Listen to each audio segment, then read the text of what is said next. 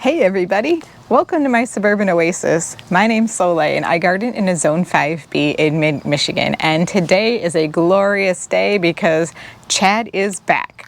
I actually got word from somebody out there, I don't know which one of you it was, but you told me that shrubs were half off at Home Depot, and so I needed to run out and go get some because I'm really still trying to fill in some of that structure in the garden and some of the height in the garden to continue to fill things out. And shrubs are a really great way to do that, especially flowering shrubs, because they can give you multi-seasons of interest as well as that kind of structure and varied height in a layered garden, and that's the kind of look that I like. So here's what we did. I went to Home Depot, I went to another Home Depot, and I went to Lowe's, and I got some great plants and I'm ready to show you. Are you ready? All right. So we're going to put up on the screen, each time that I show you a plant, we'll show you a little bit about what the plant zone is, we'll talk a little bit about their height and width, and we'll also talk about the kind of sunshine that they like. And I'll just tell you exactly what the tags are telling me so that you know what the tag says. But I also always recommend that you take a look online as well. I do that myself after looking at the tag to see if there's any other, information that other people with experience have growing this plant. A really wonderful source is the Missouri Botanical Garden. They have tons of plants on their website and it explains a lot about the different species. All right, well, let's get started. All right, so the first plant we're going to take a look at today is called Sunny Boulevard, and who doesn't love the name of the plant just to start off with? This one is an ornamental woody shrub, and it is a flowering shrub that stays nice and compact, and it has a beautiful mounding habit. It has cute little yellow flowers all over it, and it blooms for a long time during the summer. So this one prefers full sun, and it grows 2 to 3 feet tall and wide, and it is a medium in terms of deer resistance. So that's something I'm always looking for in plants. I want to make sure that if I'm planting something that's not in the fenced in area of my yard, that it has some deer resistance built in. Even though I use liquid fence and that works really well, I definitely look for things that don't help to invite them into my garden. So this one should bloom most of the summer. It's not blooming right now. I've had it in part shade just to make sure that it's recovering well. And I got this one at the Home Depot for 50% off, and it was originally $26.98, so it made it about $13.50, and I got 2 of these, and I'm planning to place these on the west side of the house because it says they like sun and they seem to bloom quite a bit, and that's kind of where some of my hot colored flowered plants are, like yellows and reds, so I think this will fit in really well right there. So this one is hardy in zones 4 through 8. So that's kind of in the middle range of the zones, but it definitely gives a wide array of planting conditions for you to put it in. All right, let's take a look at the next plant. So next up, we have the Queen of Hearts, and this is a Brunnera, and this one is looking a little bit more shabby because this one was definitely off the clearance rack. It wasn't just a great sale, but I got 3 of these, you guys, and I'm really excited about these because this is a different type of Brunnera than I just recently planted in the back. I got some Jack Frost recently, and those stay rather small and more compact than this one. And what I love about this one, I've got a couple of these already, is that it has really, really big heart-shaped leaves, and they will get bigger than they actually look right here as well. This one does stay short still, but again, the leaves are what I love. This one stays only about 18 inches tall, and it grows up to almost 3 feet wide. So it will be a really nice sized plant, almost like a big hosta in your garden, but it's also deer resistant, so that's fantastic. They have like this silver overlay on the top and that really fuzzy Velcro-ish type leaf that we see on these Brunneras that the deer and rabbits don't like. So these are probably going to go in my way back garden, and it's really starting to come together now that I'm being able to find some new plants for it. And these like full shade best. You can put them in a little bit more sun as long as you water them very well, but it definitely prefers the shade for sure. So this one's gonna go great with all of my lungworts that are back there, with hellebores. It goes awesome with hostas. You know, I also have some of these just in my woodland garden as well, and they look beautiful. So I'm excited to get these in the ground soon. The hardiness zone for this plant is from zone 3 to 8, so it has a wide variety of zones as well. So all sorts of people can plant this and have it thrive in their garden.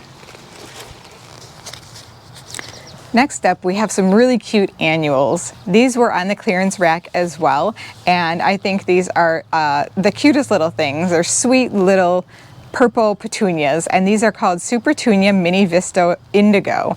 And you know how much I love a good purple flower in my garden. Well, I've got some pots that are not looking their best. I have one that I grew some Russian statice in, and I don't know what it is about Russian statice. I think it takes way too much water or something like that. It's doing horrible. And in addition to that, the groundhog likes to eat its leaves. So I'm gonna have to clean out that pot, and I'm gonna use these as part of the replacement. So these were on clearance from $5.98 and marked down to $4. These grow about 6 to 12 inches tall, so they're not that big of a plant, but they do have a nice about 12-inch or 18-inch spread on them as well. So they'll be a really nice pretty plant, and they'll spill over in your containers if you want them to. This is an annual. Like I said, it's only hardy down to 40 degrees. So as soon as we get down into some of those frost temperatures, it's definitely going to die back. The thing that's nice about these little Supertunia Mini Vistas is that you don't actually have to deadhead them. They really clean themselves off pretty well, so you can just let them grow. As long as you have them properly watered, they will be beautiful, and they will continuously bloom throughout the summer. Okay, another really cute flowering annual that I got is this Calibrachoa. This is called Superbells Pink Calibrachoa, so the easiest name to remember ever. The flowers are pink and they call it pink. This was also $5.98 and marked down to $4 on the clearance rack. And I got 3 of this plant. I got 3 of the other Mini Vista Supertunia. And this is also hardy down to the frost temperatures. And this one grows rather small as well, just up to 12 inches tall and approximately 12 inches wide. And again, this is an annual, so this one is really great for containers, or if you're like an overwaterer. They don't like to have too much water, so you don't want to, you know, immerse them. You want to just give them what they need. And these grow best in full sun, but they can also take part sun as well. And you also don't need to deadhead these. You can see some of the spent blooms on them, but they just fall off and they clean themselves off within a couple of days after they die.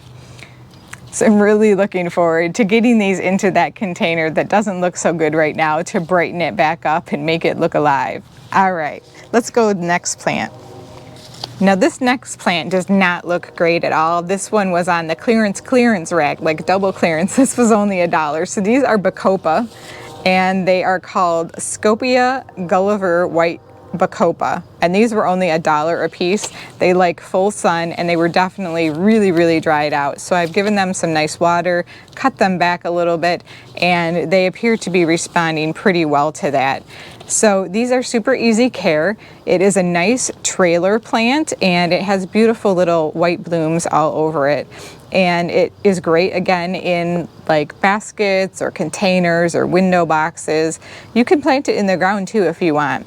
This is typically a spring bloomer, but I've noticed that it blooms most of the summer, so I figured I'd pick them up. These are hardy down to 32 degrees, so as soon as you get a hard freeze, these are gonna be gone. But these will be pretty nice to maybe throw into a container alongside those Supertunia Mini Vistas, or along with the Calibrachoa. You can make some beautiful combinations. This one grows to 6 to 8 inches high and 12 to 8 inches wide. So this is as tall as it's going to get. It's just going to really spread and drape over containers if that's where you plant them. Next up, we're going to talk about this gorgeous shrub right here. This is a Pieris. And if you followed me for a while, you know how much I like the Pieris. These are an evergreen shrub, which is fantastic. And they're also a shrub that deer and rabbit don't like to eat. So that's also fantastic. They have pretty much 4-season interest because they start to put their buds on for their flowers in the fall, and they maintain those all throughout the winter until the spring when the blooms open up. And they are absolutely beautiful. They're like these racemes of waterfall of blooms, and they're just very tiny blooms, but absolutely gorgeous. Now, this is a shade-loving plant. It can take part sun. It will need more water if you plant it in part sun. But this one is the Valley Rose variety, and I have a few of these already, and I really love them. And the exciting thing to me about this one is that it's a bigger pot than the ones I got before, and so it's going to be about the same size as the ones that I already have in the garden, so I won't have to wait for it to catch up. It won't be a different size than those. These do get to be about 5 feet by 5 feet, so they're a fairly slow growing plant, but I have noticed that they've done pretty well in my garden. They put on beautiful new foliage, and when they do, it turns like this bright red, and it is a beautiful, beautiful plant. So again, 5 feet by 5 feet. This one is hardy down to a -30, which is zone 4. So you can really use this in a lot of different climates. I did get 2 of these, and I bought these on clearance at, I got these at Lowe's also. These were originally $29.98, so they were $15 each, and I thought that was a really great bargain for such a wonderful workhorse of a plant. All right, next up is another woody ornamental, and this one is the Sonic Bloom Pink. Now you guys know I had a little teeny tiny one that I bought on clearance last fall. It didn't do that great over the winter, and so it's really, really small, but what I've seen of it so far I've been really impressed with in terms of both the growth, the vigor, and the amount of blooms that it produces for the size of it. So I was super excited to see this one on the clearance rack. This one I got at Home Depot, and it was $29.98, so this one was $15 as well. And this one is a rebloomer, so it blooms mostly all of the summer, and it starts in early summer, so that's a wonderful thing. In fact, they even say that it flowers spring, summer, and fall on the tag. So we'll see just how great this does, but I'm very excited about this. This one gets 4 to 5 feet tall and wide, so it's a really nice size shrub and can help fill up some areas. And I'm thinking about placing this one on the west side of the house as well, kind of over by those hot colors, but I don't know. I haven't completely decided where this one is going to go.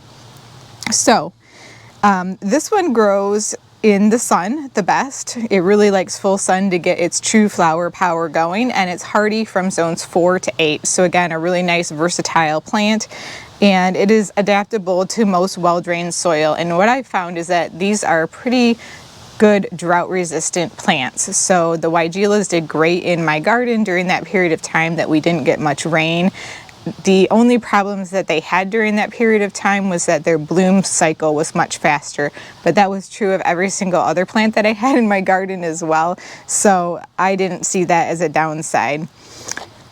Another wonderful thing about this shrub is that it is deer resistant. It says on the tag that it has medium deer resistance, and I would agree with that as well. It doesn't seem to be one of the go-tos that they like. The leaves are a little bit kind of, I don't know, crusty is not the word for it, but scratchy maybe on the bottom, so they probably don't like that texture on their tongue. I'm sure they'd go for it if they were hungry, but if there's something else available for them, they're going to skip this plant.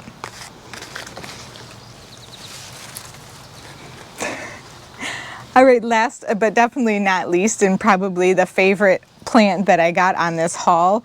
Well, I don't know. There's so many great ones. This one is another woody ornamental, and this is the Firelight Hydrangea. So this is a Panicle Hydrangea.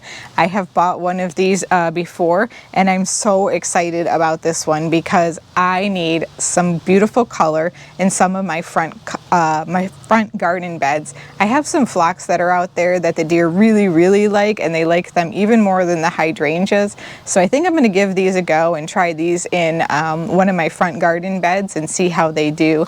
I'm definitely going to have to spray for them because they are considered a low resistant plant, and I have seen them nibble on my Bobo hydrangeas this year already. So these bloom in the summer, and in the fall they turn a gorgeous color of like deep pink, and they're absolutely beautiful.